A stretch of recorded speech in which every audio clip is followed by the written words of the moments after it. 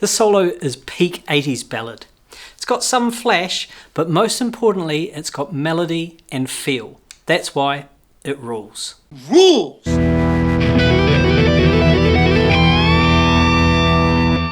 Hey, it's Owen here. I've been playing guitar since the late 80s.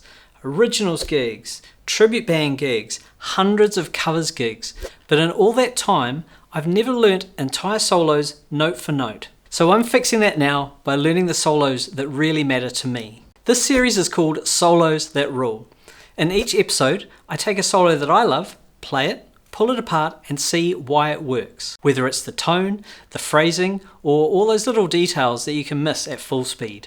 In this episode, we're checking out I Remember You by Skid Row, specifically the guitar solo after the bridge. And even though this song is a ballad, the solo is anything but sleepy. It's got that say something meaningful energy about it, but it's got a real attitude behind it.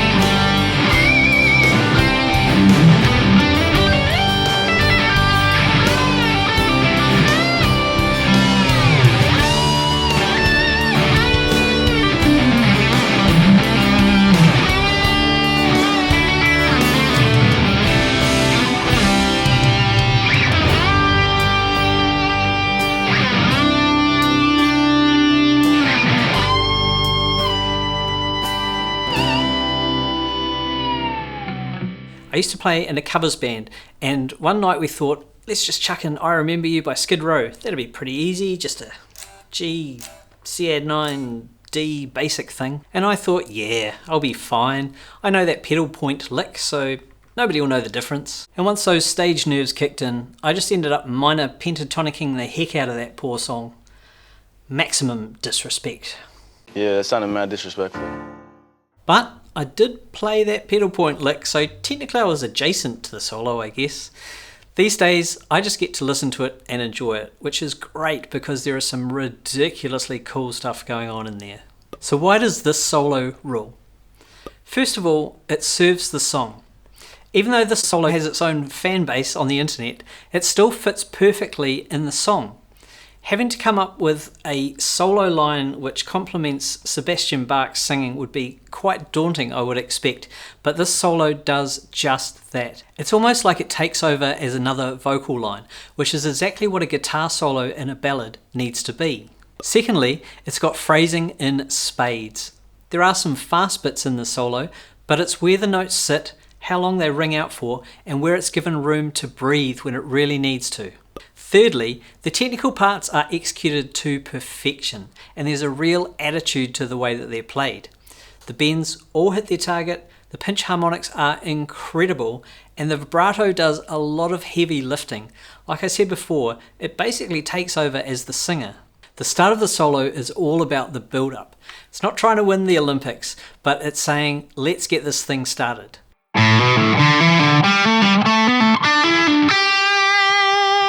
Notice how this is just a repeating pattern that moves around the neck. It's a hammer-on pull-off. So we pick the first note, hammer on, and then pull off without picking. Then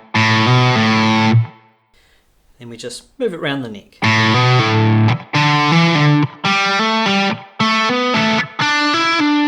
And then the last note is where the chord changes to a G, and we hit the note G, which is the root of the chord. And that's why it sounds so triumphant. You're just hitting that root note of the chord just as it changes.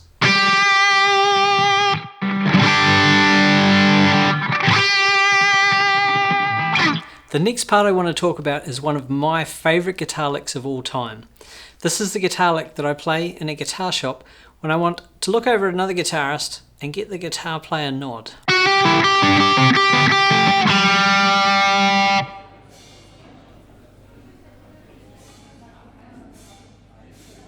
The lick itself is pretty simple. It's a pedal point lick, which means you play one note, play another note, play the first note again, rinse and repeat.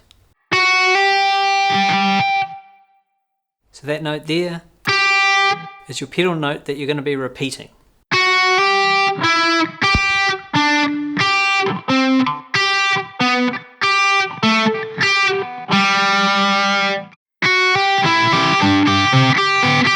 And you'll notice on the original recording there's some really good use of palm muting. If we were to play that lick without palm muting, it would be ringing out quite a bit. The next lick we're going to look at is the I Just Learnt Every Breath You Take, and I'm going to use it in anger lick.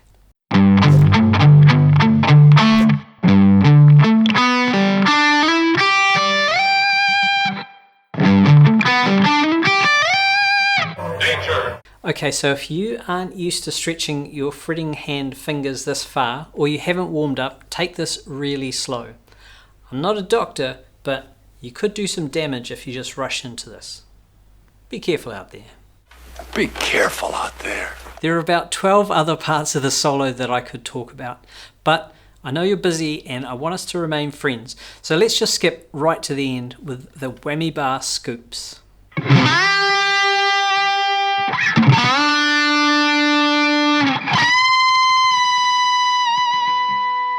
So whammy bar scoops, if you don't know, start off with the whammy bar, press down, pick the note and release the bar back up.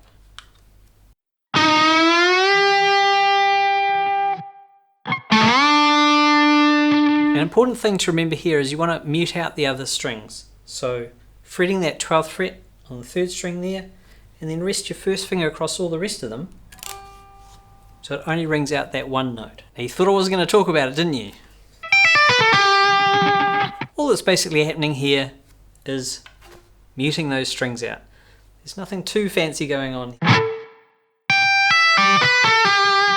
For you eagle-eyed viewers out there who may have watched the original music video, have a look at this.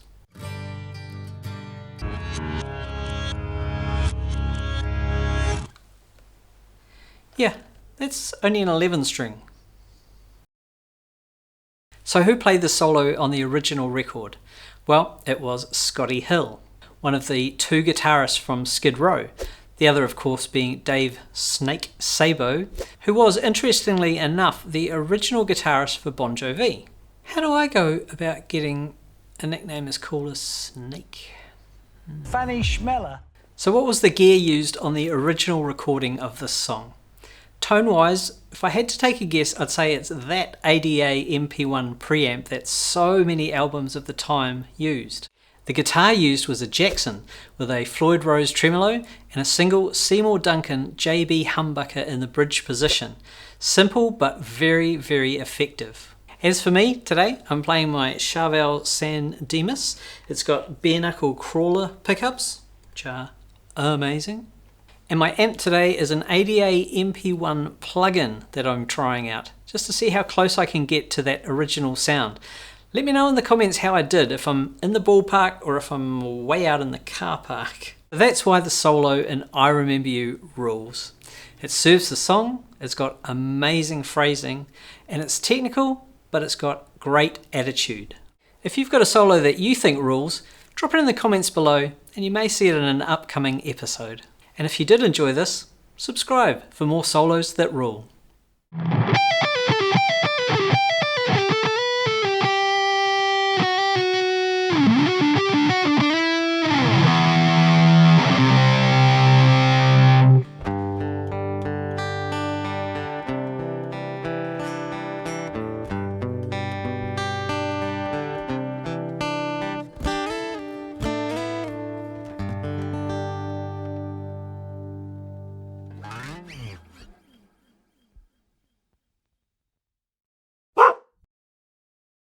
Buddy, what do you think of this?